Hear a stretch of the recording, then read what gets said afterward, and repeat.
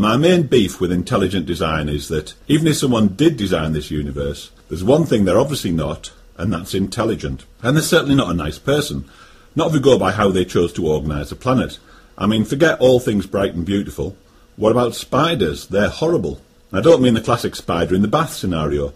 I mean spiders from a fly's perspective. Imagine you're a wee fly flitting about in the sunlight, not doing any harm. The next thing, you're trapped in a web, and this hideous spider is sucking out your innards.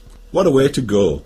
So if someone did design that, there would be plenty of words to describe him, but intelligent isn't one of them. But then they say, oh well, he invented spiders to keep down the flies. Yeah, but no one forced him to invent flies. In fact, for someone who's supposed to be all-knowing, his creation has turned out to be one cack-handed cock-up after another. So maybe it was a rush job. After all, 7 days is not long to create a whole world. But whatever the reason, he's obviously been lurching from one suboptimal solution to another since the word go.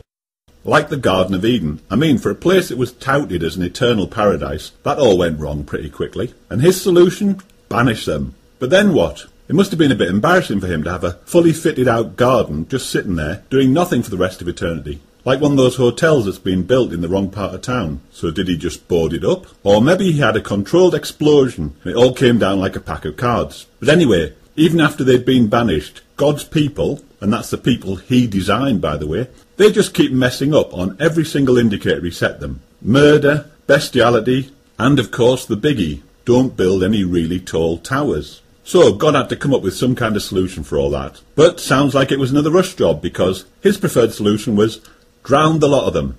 Yeah, he was like one of those irresponsible cat owners who hasn't figured out he needed to get it neutered. So when the inevitable kittens come along, he just slings them in a bag and chucks them in the canal. Great. Still, Noah was allowed to survive, and he went forth and multiplied.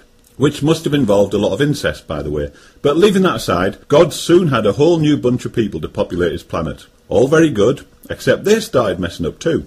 So what was his next big idea? Send down some stone tablets saying, thou shalt not kill. I mean, talk about stating the obvious. Yeah, really, those ancient Israelites must have been kicking themselves when Moses read out that one. All right, don't kill people. Yeah, that makes sense, actually. It'd certainly be a big improvement on our kill anyone you want approach. Yeah, they could be very sarcastic, those ancient Israelites, and for some reason they did have a funny sort of Russian accent.